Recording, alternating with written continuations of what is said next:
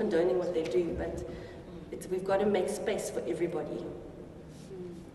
To put the interventions in place to accommodate them as well. All the relationships. Yeah, Right. to heal them. Thank you. One last round. Didn't you? Okay, you handle it. You do good. Noon, I just want to make a comment on the generational gap and the invisibility and the putting on whiteness. If I can give away my age, I went to primary school in 1992, and I went to a high school on the other side of the road from my colored neighborhood, and I had to assimilate. Then I started working at this institution in the faculty where we are in the minority, where we have to assimilate, and your voice aren't always heard. You have this type of invisibility. And then you make a concerted effort that I will not be invisible, I will be in your faces. But it takes effort. Every day you need to psych yourself up. And then you get this feeling that you are then really tolerated. And so I have a big, I don't know if this may just maybe a comment, but then I have the same issues. Will I send my daughter to the school across the road where she has to go through the same thing? This being 20 years or so later.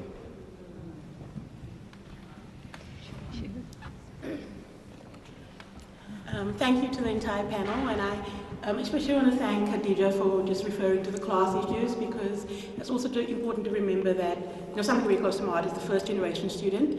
And for example, if you're a person of color and you're socioeconomically disadvantaged, it's a whole nother level as well. But my question is, what advice do you have in terms of, practically speaking, about where to go from here? What is the next step in continuing this conversation, this journey? And then also, maybe I just want to ask for, some of my white colleagues have actually asked, what can they do practically? Because as a lecturer of color, I have students of color coming to talk to me and they feel safe with me. But how, well, they say they feel safe with me, but some of our white colleagues have asked, like, what can they do to engage students of color more? I don't know if you understand what I'm asking, or, yeah.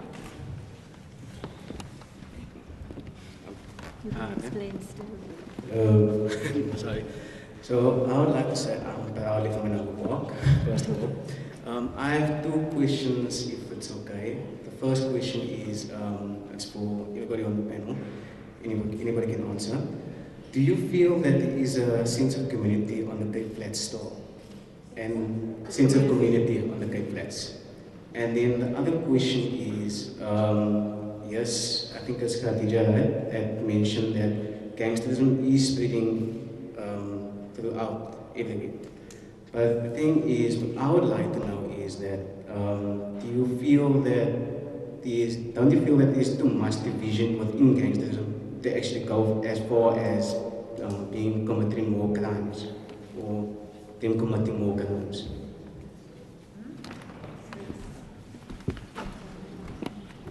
I'm in the sports science department at Stellenbosch University. I want to thank you, especially you, for your very powerful presentation here.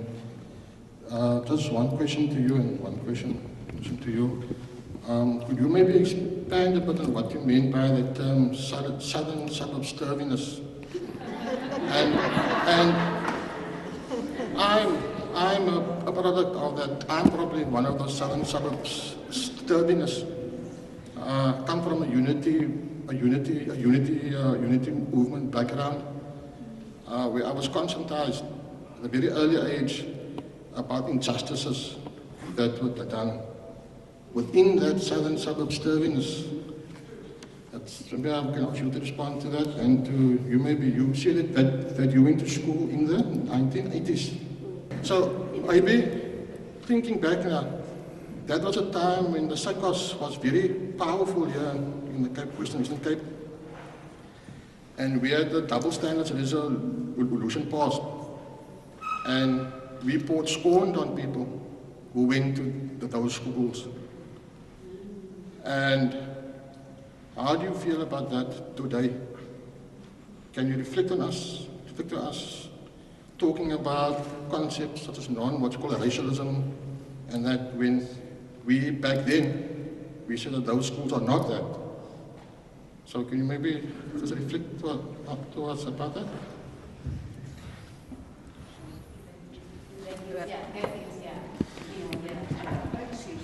Oh, sorry, my dear. Yes, I'm so sorry. I apologize. Sorry. Lee, Blaine, one question for you specifically. Why was it important for you, for the audience to know that your husband is white? And keeping those strong views about being colored, and then sharing your most deepest intimacy with white. Is your husband South African or not? And does that create conflict inside of you? Living a dual life, on the one hand, sharing your deepest intimacy with a white person, if he's South African, and then on the other hand, maintaining and holding strongly onto the colored views. And then for the panel, you were excluded from the conversation last week. Any views on that? One more, last person.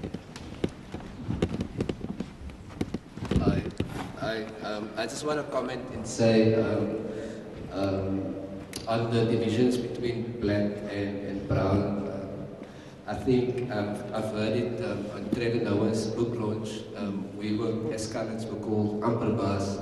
So I just think that maybe black people see us still, that we had certain privileges, and that's why we aren't part of the struggle per se, even though we were, but we still had certain privileges as colored people, and that's why we are a bit excluded in the current system as we were in the previous system. Even, well, the current system, we still have some privileges, but we still excluded in certain things for job applications and those type of things, and getting advantages as a normal South African and not just as a colored or that type of thing. That's my comment on the division between brown and black. Yeah, I think the permission just answer this last question. It's not a question of exclusion. We have 1.5 hours for each of these weeks. Today, we don't have blacks and whites. We are focusing on this discussion. So it was not an exclusion. It's more a series that addresses these various kinds of identities for people who experience race in different ways in general. I was just intrigued by the fact that you were not part of the conversation between white and black, and that you needed again to be excluded and have your own moment, as if you were not part of the white-blackness conversation. Can I say something about that? Yes, please. Yes. I really get what you're saying, and I'm glad you asked it, because a lot of things are floating around about this being a black and white South Africa. So I can see that that is a very important thing, and perhaps we should have been part of that. I mean, I haven't taken too much notice about what's been going on. I'm here today.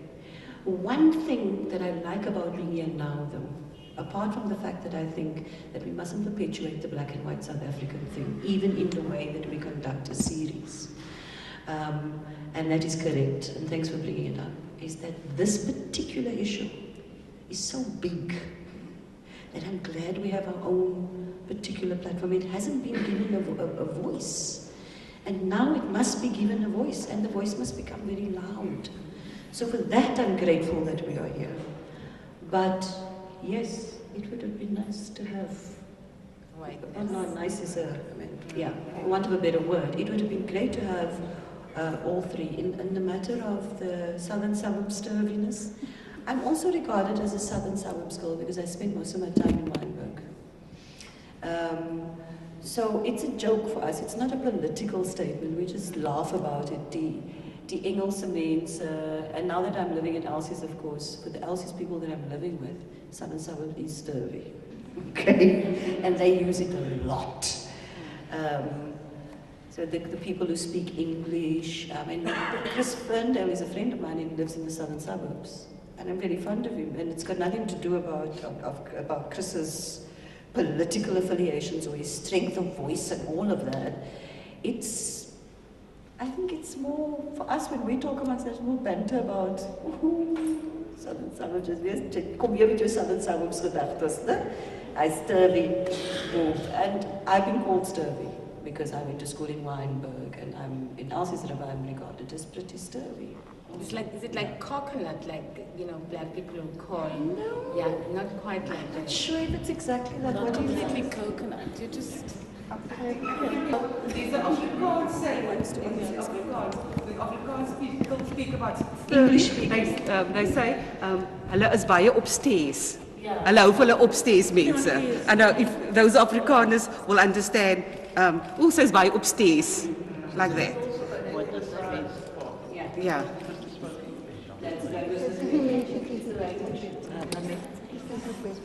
I'd like to talk about your question around what lecturers can do, what your colleagues can do.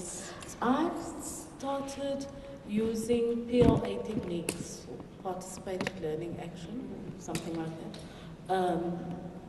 And I bring people, students together from different race groups, different students. We encourage, because it's a communication study course, and I call it communication and diversity. So for one term, I get them to work in small groups using those techniques, the PAR or PLA techniques, and get them to engage in conversation. Because we start off with language, and then we go to other differences. And the conversations get quite deep. They interrogate the notions of identity and self and so on. And so they talk a lot about those differences. So I do it over a term, which is usually about 7 weeks long. So they have tasks every week. And then towards the end, there's an assessment. They write a paper, which is quite a long document. And all of them have to participate in writing that paper. But the highlight for me is having them engage with difference. I don't do any form of didactic teaching them. I just facilitate the process. And I try and say as little as possible, probably just getting them started. And they can talk about, at the end when they do their paper, I also allow them to reflect on their perceptions before and the perceptions after. You also have to remember that the students I teach are on the ECP, so they're still quite young. But I find that they kind of talk about issues of shame. They talk about pride, you know, and it's been working very well. I think